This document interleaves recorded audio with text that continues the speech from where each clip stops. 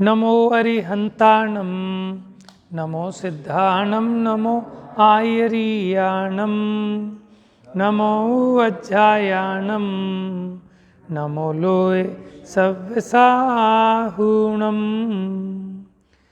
S सुरासुरमणुसिं वंदिदं धोदघायिकं ममलं प्रणमामि वड्डमाणं तित्थं धम्मस्य कर्तारम्।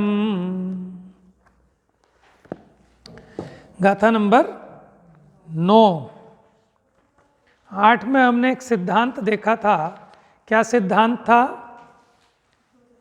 कि जो द्रव्य जिस भाव रूप से परिणमित होता है उस समय वह उस भाव रूप ही होता है, उस भावमय होता है, उस भाव से तन्मय होता है।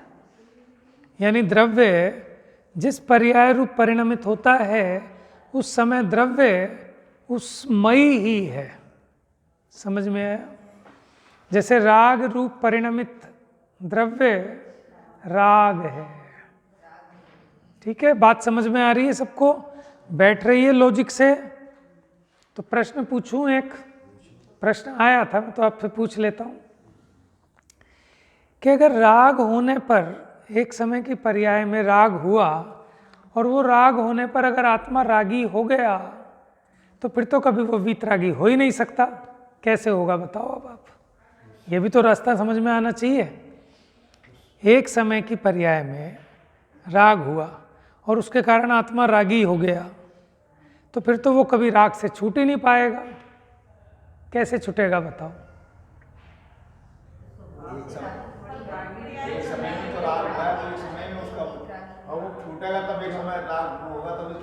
चलो और बताओ।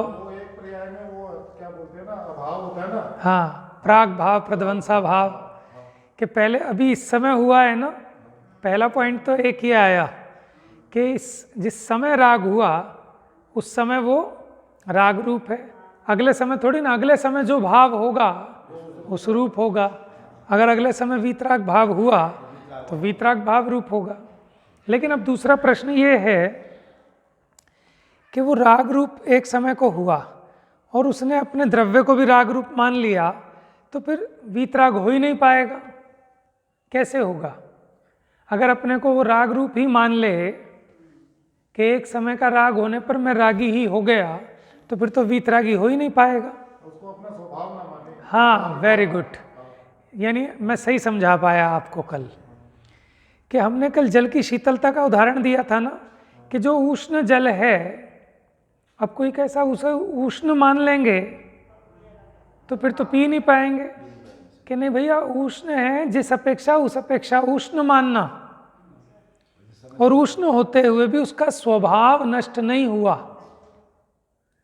तभी तो आप पुरुषार्थ करके उसको शीतल बनाकर पी लोगे। तो उसी प्रकार एक समय का राग होने पर पर्याय में द्रव्य राग रूप हो गया, ये मानना भी बराबर है, लेकिन वो उसका स्वभाव नहीं हो गया। ये समझ में आता है तब वो अपने स्वभाव के आश्रय से इस राग का अभाव कर लेता है। बात समझ में आ रही है? आपका कोई प्रश्न नहीं है क्योंकि आपको सही समझ में आ गया सबको। ठीक है? क्योंकि देखो, छूटने की कला जरूर सीखनी है। जो भी सिद्धांत समझें उसमें से मुक्ति का सिद्धांत निकलना चाहिए कि ठीक है राग तो है, अब हम अपने को रागी मान लें तो फिर राग से छुटेंगे कैसे? अब मेरा प्रश्न है, अच्छा अपने को वीतरागी मान लो तो छूट जाओगे क्या? आप अगर ये कहते हैं कि एक समय की पर्याय में राग हुआ और मैंने अपने को ही राग मान लिया, अगर वीतराग परिणाम हुआ तो उसमें मानने की जरूरत आवश्यकता ही हाँ, माने मेरा प्रश्न ये है कि हमें ऐसा लगता है कि पर्याय में राग होने पर अगर मैंने अपने को राग रूप मान लिया तो फिर वीतरागी नहीं हो पाऊंगा कभी भी। तो मेरा प्रश्न ये है कि पर्याय में तो राग है लेकिन फिर भी आपने अपने को वीतराग मान लिया तो भी कभी वीतरागी नहीं हो पाओगे। अगर वीतरागी मान लिया तो राग ही है, इसलिए मान हाँ, लिया। अच्छा फिर दूसरा क्या है? हाँ, निश्चयभासी हो गया, राग को मिटने का ही उपाय नहीं करेगा। तो इसलिए अनेकांत स्यादवाद की शरण लेनी पड़ेगी कि जिस अपेक्षा रागी हुआ उस अपेक्षा, जैसे जल उष्ण हुआ उस अपेक्षा उष्ण मानना, और शीतल है उसी काल में स्वभाव की अपेक्षा, तो वैसा ग्रहण करना। तो अच्छा मानना क्या, अब उसे उष्ण मानना कि शीतल मानना?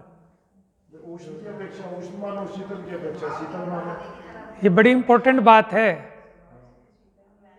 तो मैं कह देता हूँ, मेरा कौन सा कोई बिगाड़ेगा कुछ, खुल के कहता हूँ कि अब अगर कोई ऐसा कहे, ऐसा माने कि जानना तो ऐसा, कैसा कि शीतल भी है और उष्ण भी है, लेकिन मानना ऐसा कि शीतल ही है अथवा कि उष्ण ही है, तो ये मानना भी ठीक नहीं होगा, क्योंकि मानने में सम्यकपना तभी होगा जब जानने में सम्यकपना होगा।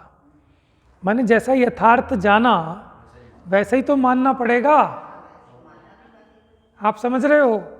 उदाहरण में आप मुझे बताओ, आपने जान तो लिया ज्ञान में कि उष्ण भी है और शीतल भी, आपने अपेक्षा से भी समझ लिया कैसे उष्ण और शीतल है, ठीक है। अब जाना तो ऐसा, लेकिन मानना तो शीतल ही, ऐसा है क्या? हाँ, अपेक्षा ठीक रखना ना। देखो अपेक्षा ज्ञान में होती है, तो ज्ञान ही निर्णय करता है वस्तु का। ज्ञान जैसा जानता है, श्रद्धान वैसे ही ऑटोमेटिक मानता है। बात समझ में आ रही है? उसके स्वभाव का ध्यान रखना है, मतलब उसका स्वभाव। देखो दोनों बातें, अगर आप खाली स्वभाव को देखेंगे तो भी विभाव को नहीं मिटाओगे। आपको विभाव का भी मानना है, जानना भी है कि मेरे को दोष है, और मानना भी है, प्रतीति भी। मानना किसको कहते हैं? प्रतीति, ऐसा ही है, इसका नाम है श्रद्धान, मानना, प्रतीति, ठीक है। तो जिस समय आत्मा राग रूप परिणमित हुआ उस समय आत्मा रागी ही है, बल्कि यहाँ तो ऐसा लिखा कि राग ही है, क्योंकि पर्याय और द्रव्य कोई अलग नहीं है, भाव भाववान से कोई अलग नहीं है, परिणाम परिणामी से कोई अलग नहीं है, ठीक है। तो उस समय ये आत्मा रागी ही है, ऐसा दोष दिखेगा, तभी तो इसको मिटने का उपाय करेगा कि मैं रागी हो गया, अब मुझे इस राग को मिटाना है। अब राग को मिटाना है, और ये राग दोष किसको दिखेगा? जिसको स्वभाव की खबर हो। मुझे एक बात बताओ, दुनिया क्रोध कर रही है, मान कर रही है, माया कर रही है, लोभ कर रही है, उसे बुरा नहीं मान रही, कहे भैया मैं तो ऐसे ही हूँ, मेरे से पंगा लोगे मैं सर फोड़ दूंगा, बहुत गुस्सा है मेरे में, मेरे से अच्छे अच्छे लोग डरते हैं। तो उसे गलती नहीं मान रहा, उसे क्या मान रहा है कि मैं स्वभाव है मेरा ऐसा। अब बताओ कब मिटेगा उसका क्रोध? कोई कहता भैया मैं बर्दाश्त किसी की नहीं है, चाहे मेरा लाखों का नुकसान हो जाए, सुन किसी की नहीं सकता मैं, क्रोध में फैला मान कसाई इतनी तीव्र है, और वो उसे अपना स्वभाव माने बैठा कि मैं तो ऐसे ही हूँ, मैंने अपने बाप की नहीं सुनी। समझ में आया मैं किसकी सुनूंगा दुनिया में? हम ये डायलॉग को बहुत सारे लोग मानते हैं। समझ में आया कि हमने तो आज तक अपने बाप की नहीं मानी, तुम्हारी तो हम तब मानेंगे। तो उसने क्या मान लिया कि ये तो मेरा स्वरूप है, मैं ऐसा ही हूँ। अब बताओ वो कभी मिटेगा? उसको दोष ही नहीं लग रहा। दोष किसको लगेगा? कि जिसे पहले स्वभाव का ज्ञान हो, स्वरूप का ज्ञान हो, ठीक है। अच्छा देखो, जैसे मेरा कुर्ता ये मैला हो गया, किसको पता लगेगा ये मैला है? जिसको निर्मल का ज्ञान हो कि निर्मल कैसा होता है, वही तो कह सकता है ना मैला है। दोष है ऐसा कौन कह सकता है जिसको निर्दोष का पता हो कि निर्दोष क्या होता है? आपने कहा नहीं साहब ये ठीक नहीं है। आप कैसे कहते हो ठीक नहीं है? जब आपको पता हो कि ठीक ये होता है। बात समझ में आ रही है? तो आत्मा रागी हो गया ऐसा कौन मान सकता है कि जिसको पता हो कि मेरा स्वरूप तो वीतराग रूप रहने का है, लेकिन ये मैं क्या हो गया? अच्छा बताओ भाई साहब, कभी तबीयत खराब होती है ना, बुखार होता है, किसी से पूछने जाना पड़ता है कि भाई साहब मेरी तबीयत खराब है क्या, मेरे से उठा नहीं जा रहा, चला नहीं जा रहा, कमर में दर्द है, मुंह कड़वा कड़वा हो रहा है, सर घबरा रहा है, किसी काम में मन नहीं लग रहा, तो किसी से पूछने की ज़रूरत है क्या? आपको पता लग जाता है ना कि बीमार हूँ। कैसे पता लग गया? क्योंकि आपको स्वास्थ्य का पता है कि जब स्वास्थ्य में सब चीज़ों में मन लगता है, उत्साह रहता है, चलता फिरता बढ़िया है, कमर में दर्द नहीं होता, सिर में दर्द नहीं होता, भूख भी लगती है, सब काम होते हैं, तो तभी तो आपको पता लगा कि आज तो भाई लगता है कुछ बुखार आ गया है, तबीयत ठीक नहीं है, बीपी ऊपर नीचे है, शुगर बढ़ गया है। कैसे पता लगा आपको? तो इसीलिए कि जो ये मानता है ना कि मैं रागी हूँ, वो सही रूप में तभी मान सकता है जब उसको ये भी समझ में आए कि मेरा स्वभाव वीतरागी रहने का है, तभी उसे राग दिखेगा, नहीं तो राग दिखेगा ही कहाँ, वो तो स्वभाव ही दिखेगा। मैं तो अनादि से रोगी हूँ, उपचार कराने आया हूँ। वो भक्त कह रहा है भगवान से, क्यों कह रहा है कि मैं रोगी हूँ? वो भी अनादि से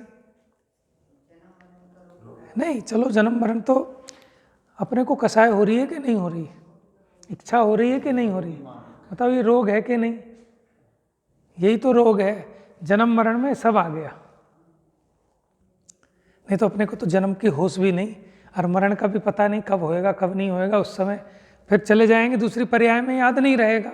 तो शास्त्र के शब्द हैं कि जन्म मरण का, किसे कष्ट लग रहा है जन्म मरण का? बताओ। हमें जन्म की है हो सभी कि मेरे को बड़ा कष्ट हुआ था जब मैं पैदा हुआ था, हमें तो छोड़ो है, समय कहाँ लग रहा है? ठीक है, जब मरेंगे तब कुछ क्षण भर के लिए होगा, फिर अगली पर्याय में गए, फिर भूल गए। तो हम जो मरे थे ना तो हमें वो कष्ट याद, ना हम जन्मे थे ना वो कष्ट याद। एक्चुअल दुख तो अभी फेस हो रहा है ना, कि हमें जो इच्छा उत्पन्न होती है वही एक रोग है, वही सबसे बड़ा रोग है। इससे बड़ा रोग क्या है? पूर्ति का काम नहीं हो पाया तो थोड़ा खेद खिन्न होते हैं, हो जाए तो फिर और उसको और बढ़ाने की, जुटाने की इच्छा जग जाती है। इच्छा नागिन जो जो डंके, लहर जहर की आवे। समझ में आया? दिख रहा है दुख? किसे दिखेगा?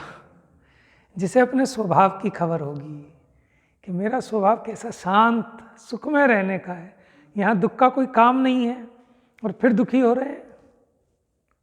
समझ में आया ना? तो सापेक्ष है।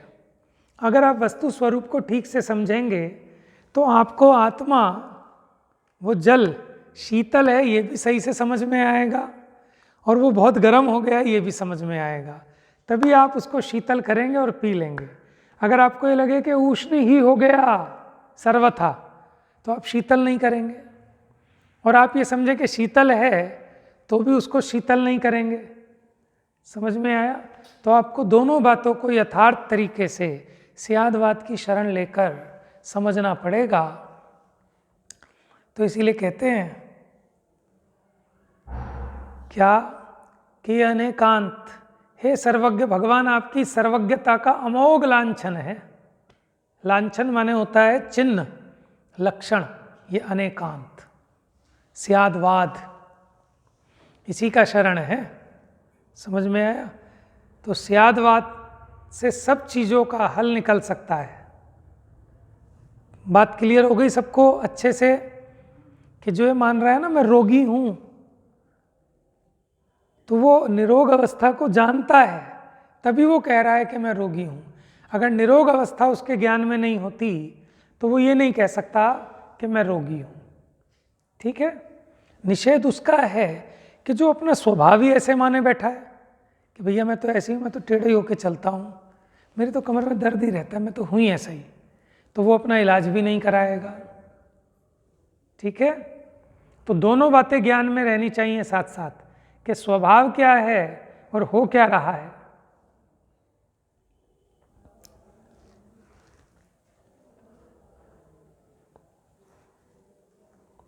तो गाथा 9 में हमने देखा जिस समय जीव परिणमित होता है जैसे शुभ अशुभ और शुद्ध भाव रूप, उस समय वो परिणाम स्वभावी होने के कारण, परिणाम स्वभावी है ना, क्योंकि उसमें प्रति समय कोई ना कोई भाव माने उत्पाद व द्रव्य ऐसा होता है ना।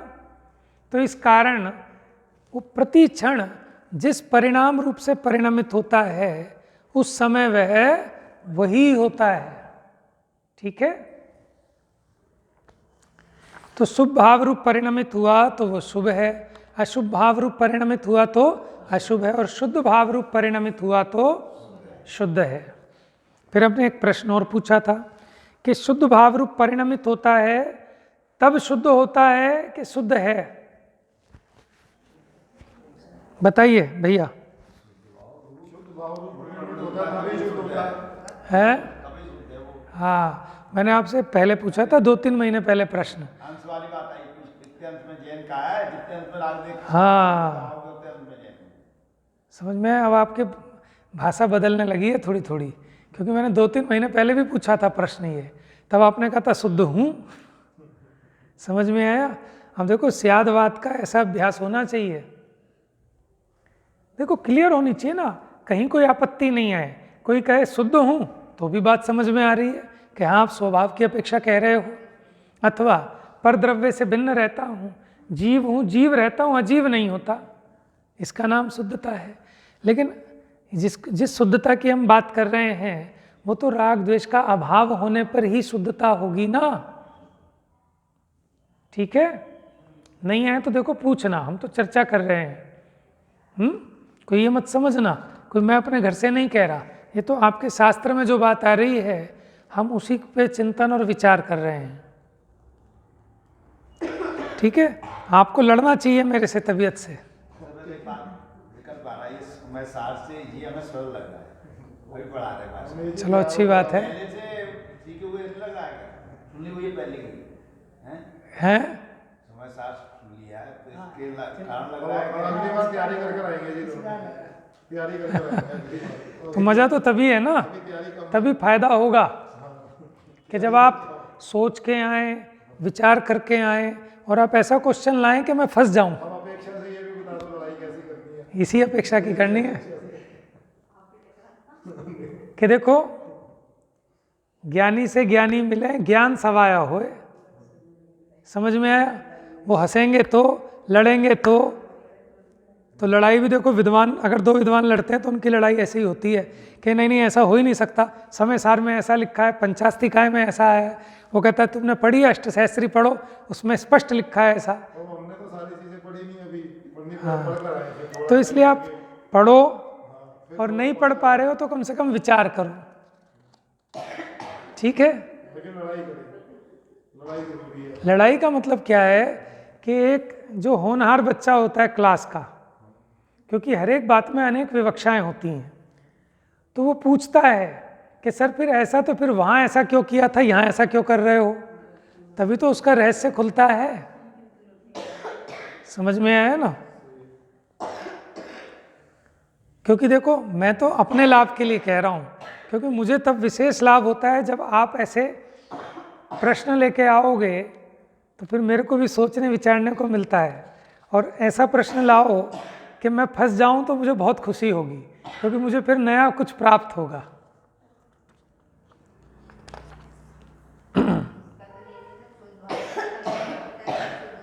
हाँ, जब शुद्ध भाव रूप परिणमित होता है उस समय वह उस भाव से तन्मय है, इसलिए द्रव्य शुद्ध है। अब मेरा प्रश्न है कि पर्याय तो अशुद्ध होती है, क्या द्रव्य भी अशुद्ध होता है? जिस टाइम राग रूप है उस टाइम राग रूप है आत्मा। अभी यही तो गाथा आई है, जिस हाँ। टाइम राग रूप है वही राग रूप है। क्यों भाई साहब, मैं आपको विशेष पूछ रहा हूँ कि पर्याय तो अशुद्ध होती है, लेकिन द्रव्य और गुण भी अशुद्ध हो जाते हैं क्या कभी? हाँ, अब ये गाथा जो कह रही है, इसीलिए मैं ऐसा प्रश्न अपने आप लगा रहा हूँ कि गाथा तो यही कह रही है कि जिस समय शुभ भाव रूप परिणमित होगा उस समय द्रव्य शुभ हो जाएगा, जिस समय अशुभ भाव रूप परिणमित होगा अशुभ हो जाएगा। पाप किया तो पाप ही हो गया ना। हाँ, पापी तो कहते ही क्योंकि द्रव्य और पर्याय कोई अलग नहीं है, द्रव्य की अवस्था का नाम ही तो पर्याय है। कि जो गर्म हुआ ना, उष्णता हुई, वो जल की पर्याय गर्म हुई है, जल तो गर्म नहीं हुआ ना। हुआ जल नहीं हो तो तो यही तो, सोचो इस बात को, सोचने की बात है। गाथा यही पढ़ी है। नहीं, अब गाथा तो कह रही है, ये तो आगम का सेवन तो हो गया। अब हम युक्ति लगाने की बात कर रहे हैं। आप युक्ति लगा के सोचो, लॉजिक लगाओ, आपको क्या जचता है। पंडित जी ने लिखा ना कि जो सम्यक्तु के सन्मुख मिथ्या दृष्टि है वो बार बार ये विचार करता है कि भगवान का तो ऐसा उपदेश है, शास्त्र में तो ऐसा लिखा, लेकिन मुझको ऐसा लगता है, तो फिर सही क्या है। फिर उसका विचार करता है कि ऐसा मानूं तो फिर ये आपत्ति आती है, ऐसा मानूं तो ये आपत्ति आती है, तो सही क्या है गलत क्या है, ऐसा ऊहापोह में लगता है, क्योंकि उसे अपना कार्य करने का हर्ष बहुत है।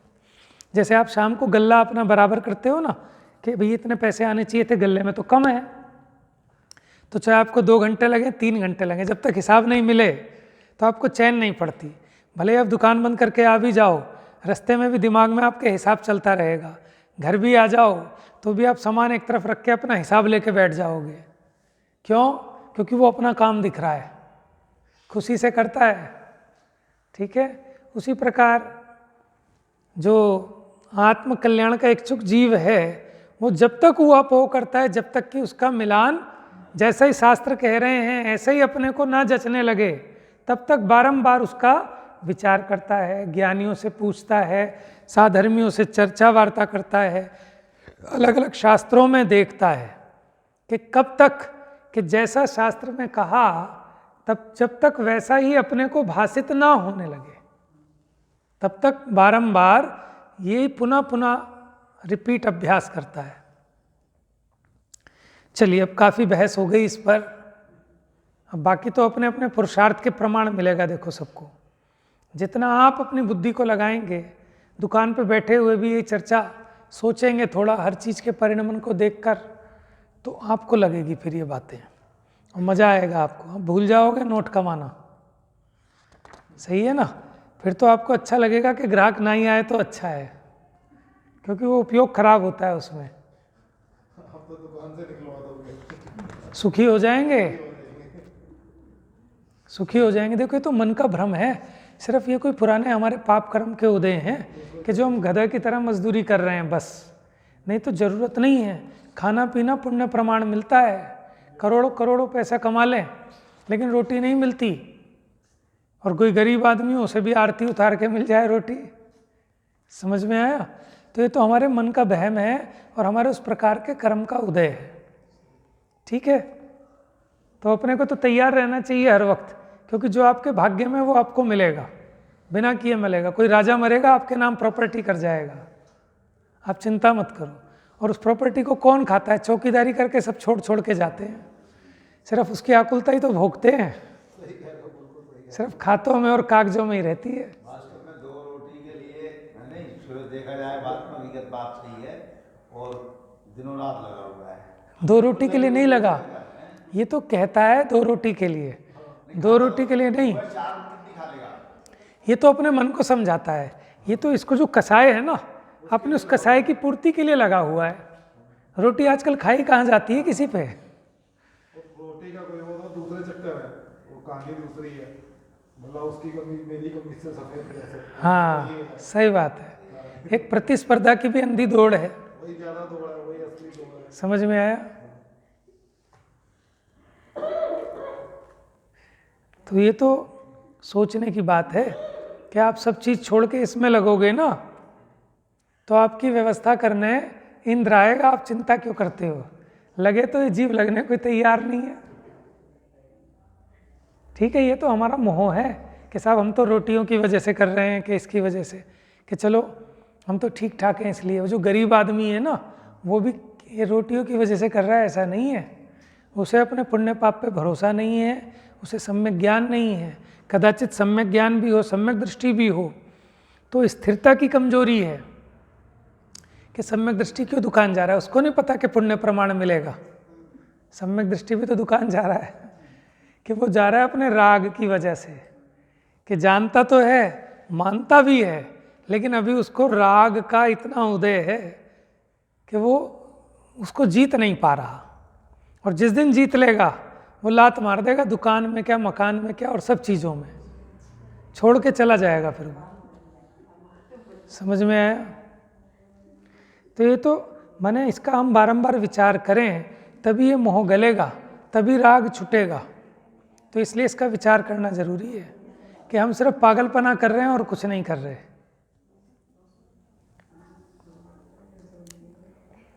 चलिए इसको पूरा करते। टीका प्रारंभ करनी थी। पेज पलट लीजिए, अगला टीका, गाथा 9 की टीका। जब यह आत्मा शुभ या अशुभ राग भाव से परिणमित होता है, कौन परिणमित होता है? आत्मा या आत्मा की पर्याय? एक ही बात है, बहुत बढ़िया।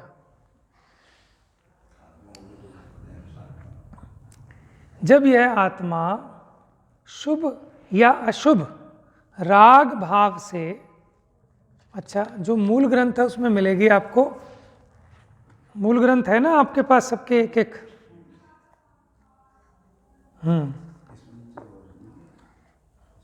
हाँ नीचे रखा आपके, ये है आपके पास है पीछे, ठीक है। एक एक में देख लो, ठंड भी है, आपस में मिल मिल के बैठो। 4 लोग एक ग्रंथ में देख रहे हैं। चलिए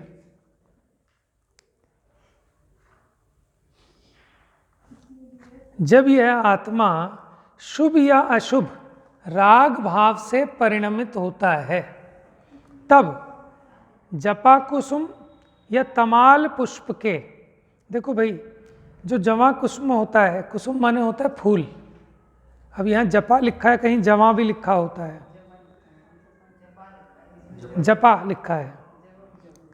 अब कहीं देखना जरूर, कभी कहीं किसी गार्डन में जाओ तो एक बार ये तो देख लेना कि प्रवचन सार में जो 2 कुसुम के नाम आए हैं, जपा कुसुम, जवा भी है कहीं, और तमाल। तो ये जो जपा का कुसुम होता है लाल रंग का होता है, और तमाल का पुष्प काले रंग का होता है, ठीक है। जपा कुसुम या तमाल पुष्प के रंग रूप परिणमित स्फटिक की भांति। अब उदाहरण दे दिया स्फटिक का। स्फटिक जानते हैं ना आप, उसकी विशेषता ये है कि जैसा डांक लगाओ, माने उसके सामने लाल फूल रखो तो वो पूरा स्फटिक मणि लाल दिखेगा, उसके सामने काला फूल रखो तो पूरा का पूरा स्फटिक मणि काला रूप दिखेगा, ठीक है। तो कहते हैं स्फटिक की भांति, ये बीच में उदाहरण आ गया। जब यह आत्मा शुभ या अशुभ राग भाव से परिणमित होता है, तब परिणाम स्वभाव होने से, परिणाम किसको कहा? उत्पाद व द्रव्य को परिणाम कहा है। तो परिणाम स्वभाव होने से शुभ या अशुभ होता है। कैसे होता है आत्मा शुभ या अशुभ? क्योंकि परिणाम स्वभावी है। अगर ये परिणाम स्वभावी नहीं होता, उत्पाद व्यय वाला नहीं होता, तो फिर नहीं होता। जैसे स्फटिक मणि, लाल पुष्प लगने पर वो लाल रूप परिणमित होता है, काला पुष्प लगने पर वो स्फटिक मणि काले रूप परिणमित होता है। क्यों? क्योंकि उसमें ऐसी योग्यता है स्फटिक मणि में, उसी प्रकार आत्मा में ऐसी योग्यता है परिणमित होने की। उस समय आत्मा स्वयं ही शुभ या अशुभ है, और जब वह शुद्ध अराग भाव रूप से परिणमित होता है, माने राग रहित भाव रूप से परिणमित होता है, तब शुद्ध अराग परिणत स्फटिक की भांति, राग का मतलब रंग भी होता है, ठीक है। तो जैसे स्फटिक मणि, अगर उसके आगे कोई डांक ना लगाया जाए लाल और काला, तो वो कैसा रंग रहित परिणमित होता है। तो स्फटिक की भांति परिणाम स्वभाव होने से शुद्ध होता है, उस समय आत्मा स्वयं ही शुद्ध है। इस प्रकार जीव का शुभत्व, अशुभत्व और शुद्धत्व सिद्ध हुआ। देखो ये वस्तु व्यवस्था को बताने वाला ग्रंथ है, वस्तु स्वरूप को समझा रहा है, ठीक है ना। और इसमें भी अपेक्षाएं आ रही हैं, दोनों अपेक्षाएं देख लो आप, ठीक है। तो इससे क्या होता है कि आपने अगर प्रमाण कर लिया वस्तु का, फिर आप मुख्य गौण कर लो तो आपको गड़बड़ नहीं होगी, ठीक है। तो जो आपने समय सार में पढ़ा है ना, अब इस प्रवचन सार को पढ़ के उसकी सही भाव भासना हो जाएगी आपको।